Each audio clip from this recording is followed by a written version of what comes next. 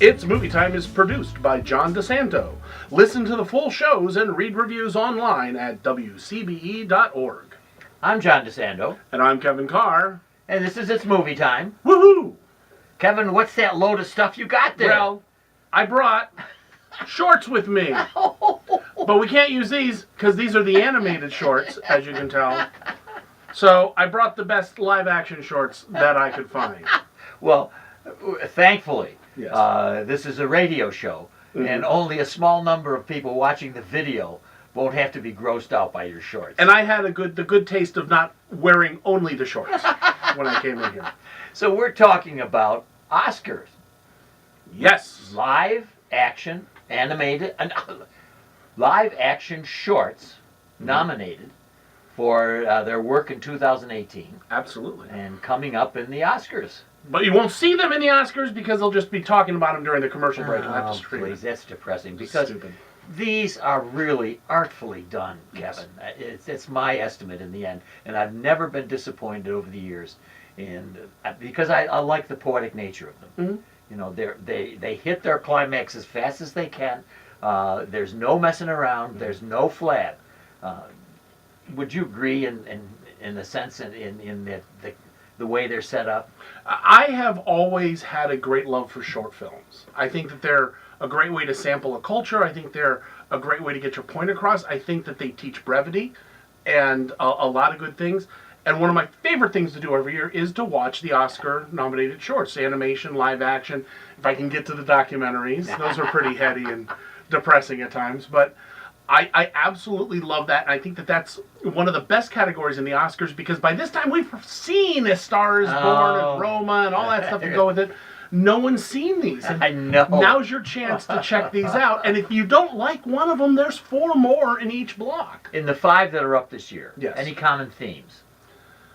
You know, what's funny is I found this year's live action stuff to be a little more disparate. I mean, they I don't think they're overlapping very much in themes. Even some that are sort of whimsical, but I would say maybe family and cultural differences. Yeah, and I'm thinking of Young Boys. Yeah, For 4 of them, Young Boys in Trouble, Mm-hmm. And then one, and you're so right, it's a good word, whimsical, Mm-hmm. Marguerite, about the elderly lady Yes. who was being tended to by a nurse. Yeah. What a sweet story, Kevin. Very sweet. And what's funny is it pairs really nicely with one of the animated shorts. Because they're both about a woman in her later years reevaluating her life in very different ways. But that's one thing I thought was interesting, that it cross-pollinated.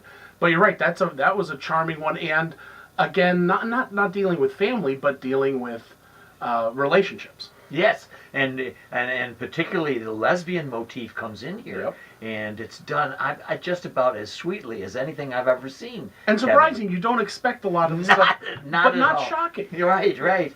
Now, shocking Mm. would have to be Skin. Skin, I'm going to give Skin a lot of credit because while it was pretty obvious where they were going with it, Right. how it ends up is not what I expected, but it was very satisfying. Oh, it wasn't. I used that very word about satisfactory retribution for the audience. Well, and it is hitting on an issue that, you know, white supremacy and racism, and I mean like hardcore built-in deep-seated racism I know. that is an important thing to talk about, especially right now. So you've got your redneck family, You know, and the dad, a robust what's his name that's in 3 Billboards, who could have played this? Sam Rockwell could have done A Sam Rockwell-like character. I mean, he's boilerplate, Yeah. stereotype, but he's got a young son, and he's teaching him every bad thing. Well, but And he the can other learn. thing is when they set this up, they point out that there's real love in these. It humanizes and that them, is. and that's important because that's real. That You know, is, if you're it gonna really is. you can humanize. People can be evil and have love for each other Good one. at the same time. Yeah, and so they meet up. They meet up with a black man who happens to have an interchange with the son, and dad doesn't like it and beats him up. And what happens after that, I think, is eyebrow raising.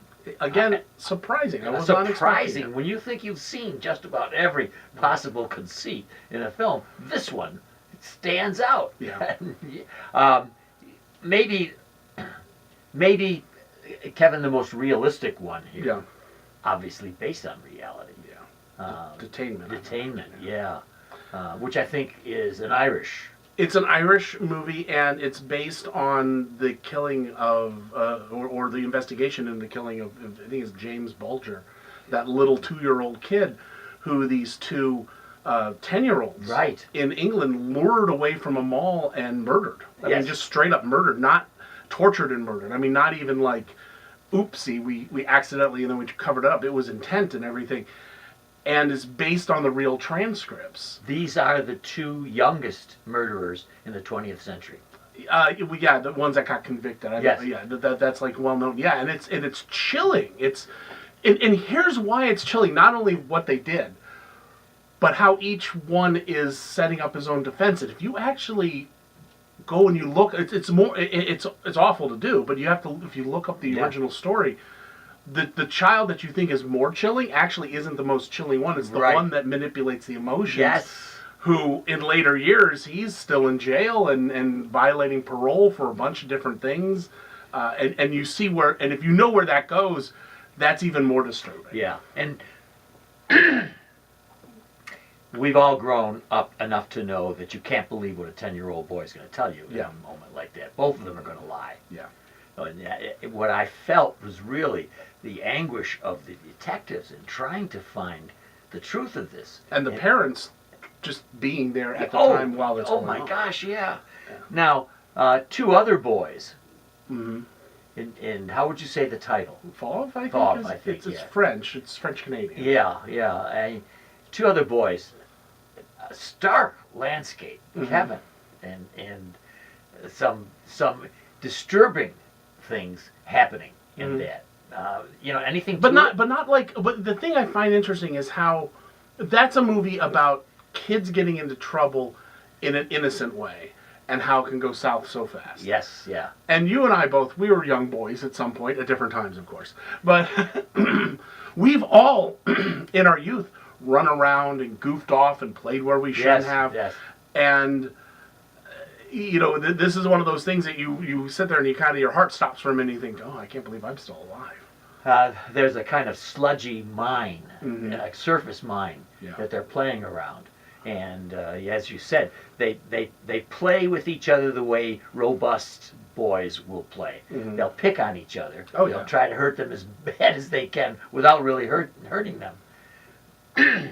But this kind of quicksand-like world that they're playing around Mother Nature is not being nice about this. And it's symbolic of I think that's also, if you want to get into the artsy-fartsy side of it, it's symbolic of you losing your own youth and how the world can come up around you. Oh, yes, indeed. So there's not a whole lot in this one, but I think it's stark and it impresses you with its simplicity and yet its terror. And the acting of the kids too. I mean, you see them in Detainment. There's a lot of high energy acting there, but there's a lot of subtlety involved. That especially the main kid undergoes. That you see change in him. Yeah. Now, perhaps the most theater-like short we have. That is the one that's set in just like an apartment. Yes, the one take. Right, yes. Yeah. Which I think it may be. It's there's one cut at the end. Okay. But most of it's all one take. Yeah. I noticed that when I started watching it. Yeah. Madre, Spanish. Mother. From Spain, actually. Yeah. Not from Mexico. Or something like that. Yeah, it's from Spain. Yeah. You have two mothers, but the major mother, the younger mother, has a son who's with dad on a vacation. Yeah. And somewhere in the Basque Country, maybe, who knows? Yeah. But it somewhere France or Spain. Right. She doesn't know. Yes, she doesn't know because, Lord, here we have the age of the cell phone. Yep. She's able to be in contact with him. But they don't. But he doesn't know where he is because he's 6. And his dad is gone. Yeah. Kevin, I sat there through that and I said, my Lord, I've been a father. You've been a father. To be unable to contact your kid, to worry about where your kid is, this is a major problem for parents. Major, And this one, I found that the suspense was incredible. Whether in fact she was going to be able to get this kid. Yeah. And it's like a, 17-minute short or Yeah. something, a 13-minute short. So you get to a certain resolution, but there's more story there. Yeah. And in fact, I'm forgetting the ending, Kev. You're talking about a resolution? Well, resolution a little bit. Okay. Not exactly. I mean, the resolution's somewhat open. But yeah, it's a real interesting how they choose to end the film versus the story. Oh my gosh. Anyway, Kevin, we've talked about 5 Yes. very fine films. Very good. I'm going to ask you, Kevin Carr, what's your favorite? Each one deserving of the Oscar, but I'm going to have to say the one that I think impacted me most was Detainment. Oh, was it? Okay, good. Yeah. All right, so you like the realism of that, and I probably like Madre the best. Okay. Because as a parent, it just caught me immediately. And I worry so much about my children, and I think I still do, even although they're adults. And this one just captured that. So if you want a different experience, now you're not going to have Rami Malek shouting songs at you in this one. That's true.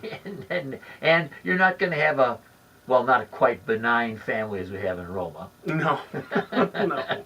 But perhaps nothing, almost as dangerous as this when she's going into the ocean. Yeah. But I think if so few people will see these shorts, these live action shorts, and it's so sad, I think. They're worth seeing. They're at the Gateway, I believe. Yes. Yeah. And if you miss seeing them in the theaters on the 19th, I believe you can get them online at shorts.tv. Oh, very good. All right. Well, let's look forward to the Oscars and hope that someone somewhere catches the spirit of these animated live, the spirit of these live action Oscar nominees. Absolutely. Did you want to give a for them as a block, a grade or not? Oh, very good. Yes. So, Kevin Carr, we have live action shorts nominated for the Oscars this year. What grade would you award them? I'm giving it an A. Oh, and I'm giving it an A. We don't stoop to give A pluses here. Okay. But the A is our highest recommendation. You get your 4 point.